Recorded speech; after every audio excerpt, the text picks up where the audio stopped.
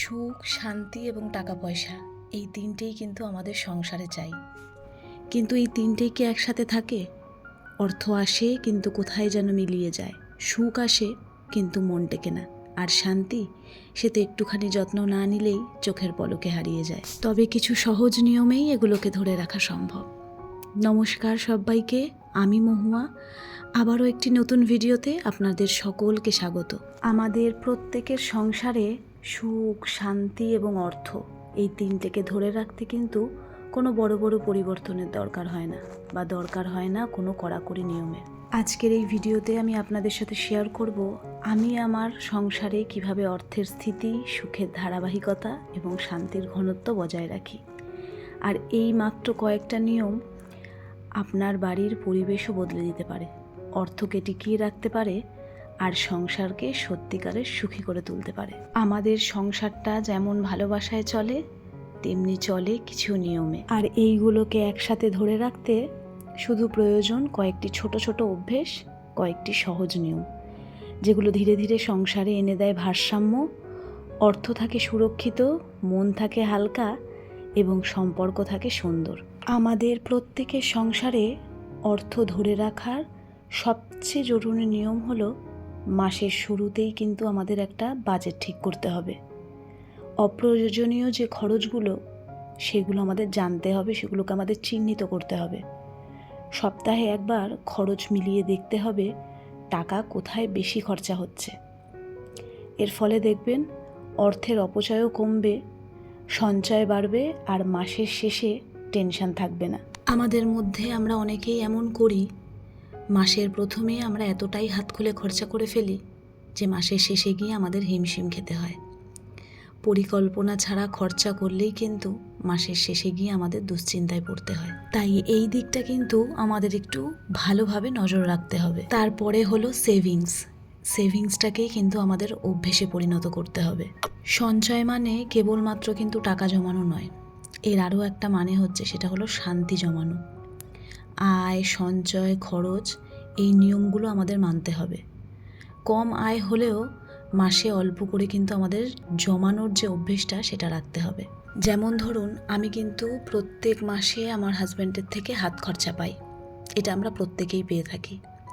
তাছাড়াও আমার একটা ছোট্ট বিজনেস আছে, সেখান থেকেও আমি অল্প বিস্তর কিছু ইনকাম করি।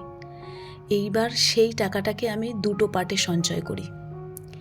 একটা, যেটা আমি কখনোই হাত লাগাই না, সেটা আমি আমার বিপদে আপদে কাজে লাগানোর জন্য রাখি। আর আরেকটা যেটা আমি সঞ্চয় করি, সেখান থেকে আমি আমার ইচ্ছে পূরণ করি। টুকিটাকি আমার যখন যে জিনিসটা হলো সেটা আমি কিনি, বা আপনারা আমার ভিডিওতে দেখেন আমি আমার সংসারের জন্য, আমি আমার কিচেনের জন্য যে সমস্ত জিনিস কিনি, সেইটা আমি সেইখান থেকে কিনি। তো আপনারাও কিন্তু এই ট্রিকটা কাজে লাগাতে পারেন। আপনাদের টাকার থেকে আপনারা দুটো ভাগে টাকা সঞ্চয় করতে পারেন।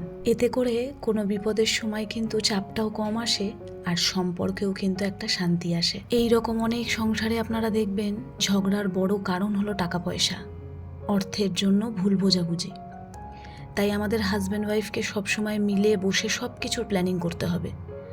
আয়, ব্যয়, আমাদের ফিউচার, সব কিছু নিয়ে খোলাখুলি বলতে হবে। আর টাকা পয়সা নিয়ে কিন্তু একদমই লুকোচুরি করা যাবে না। এতে কিন্তু সম্পর্কে বিশ্বাস বাড়বে, ঝগড়া কমবে আর সংসারে শান্তি আসবে। কারণ আমি মনে করি স্বামী স্ত্রীর সম্পর্কে সবচেয়ে বড় শক্তি হলো বিশ্বাস আর একে অপরের সাথে খোলামেলা কথা বলা। একটা সংসারে একমাত্র স্বামী স্ত্রী কিন্তু বুঝতে পারে যে তাদের সংসারের আর্থিক অবস্থা কোথায় দাঁড়িয়ে আছে। তাই ফিউচারের সঞ্চয়, খরচ, লক্ষ্য সবকিছুই কিন্তু দুজনকে মিলেই প্ল্যানিং করতে হবে। তাতে করে আমাদের স্বামী স্ত্রী দুজনের পক্ষেই কিন্তু সংসারটা চালানো খুব সহজ হয়ে যায়। তবে শুধু অর্থেই কিন্তু সংসারে সুখ আসে না, সুখ আসে পরিবারের প্রত্যেকের সঙ্গে সম্পর্ক ভালো থাকলে। তাই প্রত্যেক দিন আমাদের কিন্তু পরিবারকে একটু হলেও সময় দেওয়া দরকার। পরিবারের প্রত্যেকের ওপর প্রশংসা, বোঝাপড়া ও মানসিক সমর্থন থাকা দরকার। আমাদের পরিবারের একে অপরের সঙ্গে যেমন কথা বলতেও হবে, তেমন কিন্তু একে অপরের কথা শোনারও অভ্যেস করতে হবে। কারণ speaking is an art, but listening is a power. আর এই দুটো মিলেই কিন্তু মানুষ পূর্ণ হয়। তবে আমাদের সংসারের শান্তি সব থেকে যেই জিনিসটা নষ্ট করে, সেটা হলো রাগ ও অভিমান। আমাদের প্রত্যেকের মধ্যেই রাগ অভিমান কম বেশি হলে কিন্তু আছে, আর এটা থাকাটাও স্বাভাবিক। তবে সংসারের ক্ষেত্রে এই রাগ আর অভিমানটাকে যতটা কম প্রয়োগ করা যায় বা কম দেখানো যায়, সেটাতেই কিন্তু আমাদের সংসারের মঙ্গল। আজ থেকে কয়েক বছর আগেও আমি এই রাগ জেদ অভিমান নিয়ে আমার সংসারের ক্ষেত্রে অনেক বড় বড় সমস্যার সম্মুখীন হয়েছি। একটু একটু করে নিজের জেদ রাগ অভিমানের কারণে সংসারটাকে শেষ হয়ে যেতে দেখছিলাম, কিন্তু তারপর আবার নিজের সমস্ত ভুল বুঝতে পেরে সব কিছু আবার নিজেই শুধরে নিয়েছি। তাই সংসারের কোনো রকম ডিসিশন কিন্তু রেগে নেওয়া যাবে না। সমস্যার সময় কাউকে কিন্তু দোষারোপ না করে তার সমাধান ভাবতে হবে, আর নিজের বিহেভিয়ারে কিন্তু নিজেকেই লাগাম কষতে হবে এবং নিজেকেই নরমতা আনতে হবে।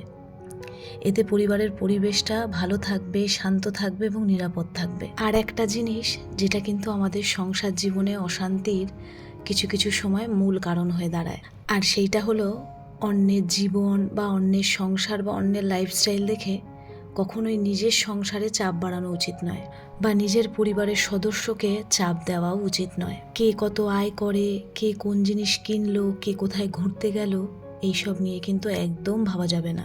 আপনি আপনার আশেপাশে এমন অনেক মানুষকে দেখতে পারবেন যারা অন্যের একটা জিনিস দেখেই কিন্তু সাথে সাথে সেই জিনিসটা কিনে ফেলে, বা সেই জিনিসটা নিয়ে সংসারে অশান্তি করে। তার আছে, আমার কেন নেই, বা সেই মানুষটা ওখানে ঘুরতে গেল, আমি কেন যেতে পারলাম না। এই সমস্ত অযথা কারণ নিয়ে কিন্তু সংসারে অশান্তি করা একদম উচিত নয়। নিজের আয়, নিজের চাহিদা, নিজের সংসারের সুখ, এটাই কিন্তু আসল।